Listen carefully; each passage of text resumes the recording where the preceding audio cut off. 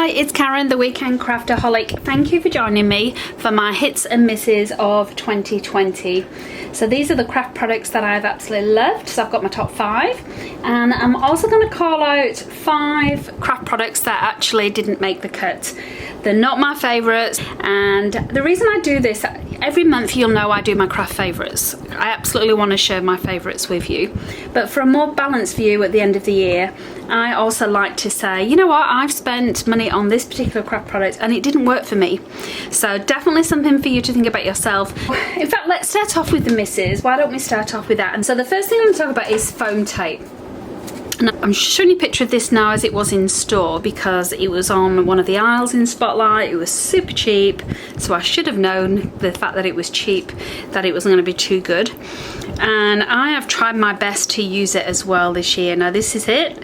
I'm going to make sure I do use it, but it is so sticky and it's horrible to take off. It sticks to your fingers, sticks to your scissors. It's just got a horrible texture about it. I don't know what it is. I'm not a fan of it, but I am gonna suffer it and make sure I do use it all, but not buy it again. So you can see it's almost like chewing gum, you know, when you're peeling it off. I mean, the good thing about it is you can kind of rip it off like this, and typically it's not gonna do what I want it to do now as I'm showing it you, but it normally stretches, it normally goes all gooey, and yeah, not my favourite adhesive at all this year. So that was the first thing that I wanted to call out.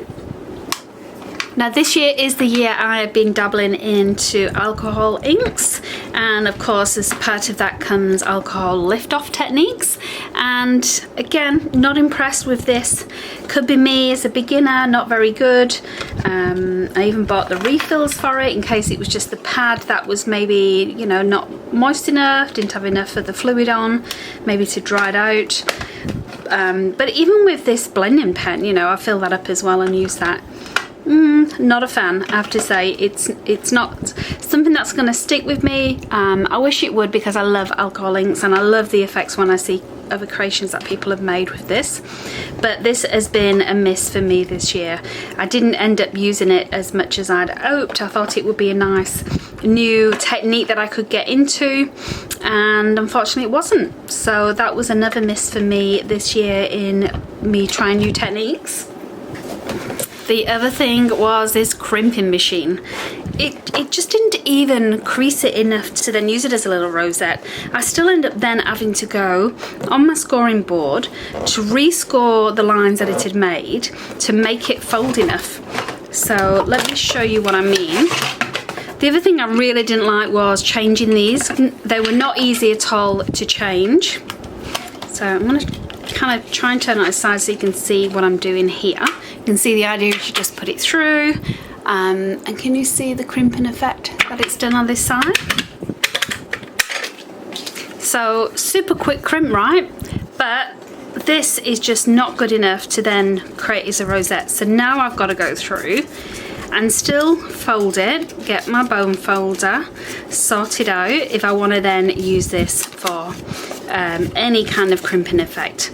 So I thought, unless you actually want a design that's like that, which is just a very faint, I don't know, emboss deboss effect, it's pretty useless in my mind. Wasn't worth the $30 that I paid for it. So that is staying in a box in my bottom drawer with all my different craft goodies. The other thing that's in my bottom drawer, and I've only recently purchased this, so it's a shame that it's come in so close to the end of the year, but it's a Wear Memory Keeper Stitch Happy pen. I'm a huge fan, massive fan of Wear Memory Keepers, and this is probably the first time one of their products has let me down. I have recorded a video for this, a product review, so if it's something you'd like to see, let me know, because I started it assuming it was going to be great and it was something I could share with you, but then when it did not do as it said on the tin, I actually felt, oh, maybe I should just not upload it after all. So if it's something you want to see, I've absolutely got it recorded and I can upload it and show you it. At the moment in time, I'm feeling it's probably something that I should just let lie, not put too much of a review. I did actually look at the reviews after, but maybe it's me, as I always do, blaming myself, thinking I'm not using it right. But a lot of the reviews that I saw were also a little bit disappointing, so it's my own fault. I should have checked that first. But you live and learn, and it's a shame because this would have been a great product. We all love to do stitching on our paper crafts, so it was a great idea. It just, in my mind, didn't work at all. And the last thing that's been a bit of a miss for me this year, and I think a lot of crafters are probably going to be surprised by this, but I just wanted to show you some examples of what I mean. Now this is the scrapbook.com Smart Craft Glue. This is the smallest size. I'm glad I bought the smallest size. As you may or may not know, I am affiliated with them, so I always link scrapbook.com, and I'm a big advocate for them and their products. I've seen loads of crafters using this and saying how amazing it is.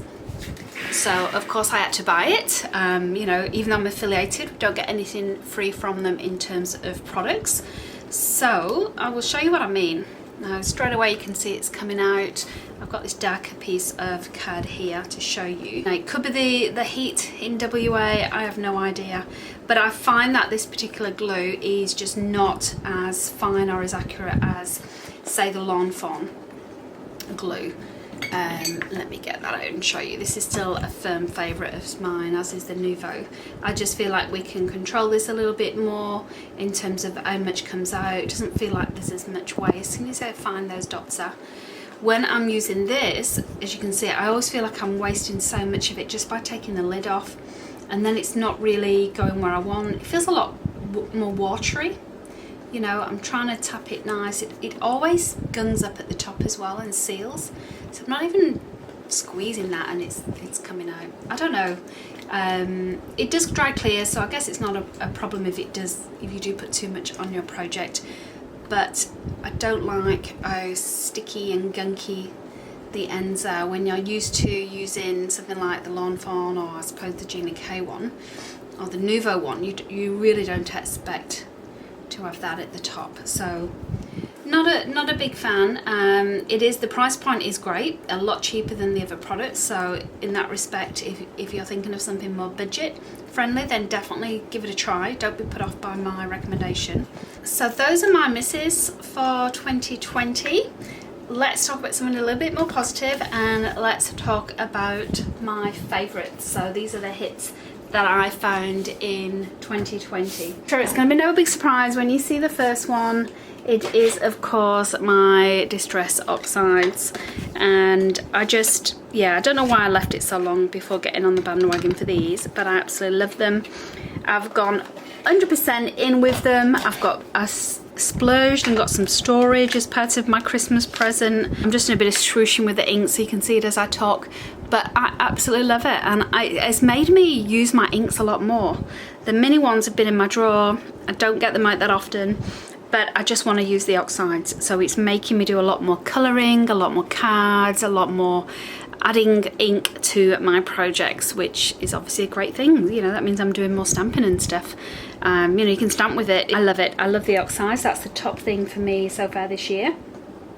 The other thing that I have absolutely loved this year is my Happy Planner. Using that instead of Project Life has been a massive win. I don't actually have it with me at the moment. This is the New Year one, so this is one for 2021. The other one's been filed away in the family room.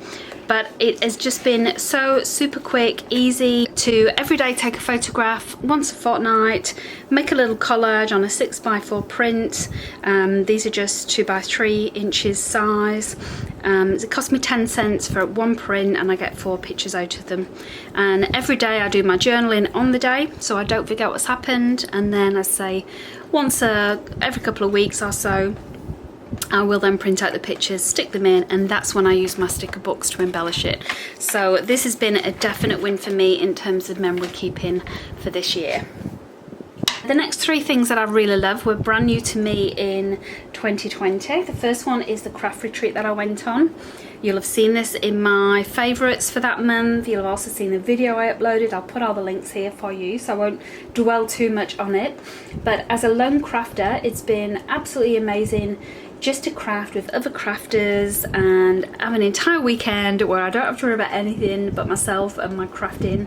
And I would definitely recommend it for anyone out there who's on the fence with craft retreats. The other thing that was new to me this year was digital kits. So again, I'm just going to show you now on screen just some of the ones that I'm talking about. This is AC Digitals. Because of COVID, because of the restrictions, you know, buying internationally has been a bit of a nightmare in terms of wait times for deliveries. And this has been the perfect solution. I've been able to buy at a discounted price. I've been able to print off myself just the things I need. So from a storage point of view, it's been great as well. And still create with the latest collections without being, you know, 4, 5, 6 weeks late because the shipment didn't get here in time. Things have obviously got a lot better. My latest delivery from scrapbook.com was only a couple of weeks to get here from America, which is fantastic. I've had things take longer from the other side of Australia, so things are definitely picking up. But digital kits are definitely going to be a firm favourite into 2021 as well, from a price point of view, storage point of view, organisation point of view, all that kind of stuff. And then the last thing I want to talk about, which again is probably no surprise if you've been watching my videos, is the Uniquely Creative brand. Now again, I was very late to come to the party with them. I had seen the stuff in the shops now and again, but when I was at the craft retreat, a lady had one of their kits and I've fallen in love. I've bought so much stuff from them. I got the advent calendar. You can see I did a haul video. The collections are absolutely beautiful. In fact, I'll just quickly show you now. These are a couple of the kits that you got in the advent calendar. These gorgeous, they call them creative cuts, but you know, they're basically die cut ephemera pieces, enamel dots, you know, stickers, all the usual stuff, that cut apart sheets that you would imagine. But the paper is so thick, you know, it's fantastic. I also bought a card kit recently. You'll see a video on that soon. That was the November card kit I bought. Only just got around to finding time to use it over the Christmas period. But I have absolutely fallen in love with them, and I'm on the mailing list, so every month it's a big temptation to resist buying more and more of their products, because the dies, the stamps, you know, I cannot find fault with any of the products that I've purchased from them. And this is just obviously a little selection of what I got from the advent calendar. You know, there was a whole heap of other stuff, embossing folders, all kinds, laser cuts as well, as you can see. There's just so much stuff, that the collections are absolutely beautiful. Again, that was something that I found in 2020 that I wanted to share with you. Those are my 10 items in 2020. 5 great, 5 not so great.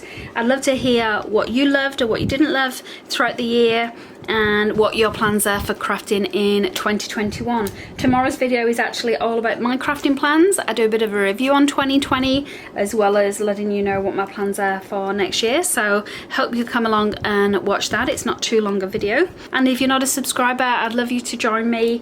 I post videos every weekend. I'm trying to get 2 every weekend, but obviously depending on family life, that could change. But so far I'm doing pretty good. I'm getting 3 weeks ahead again, just in case there is any bumps in the road. But yes, that has been 2020 in me. I hope you enjoyed that, and I will see you next time. Thank you for watching.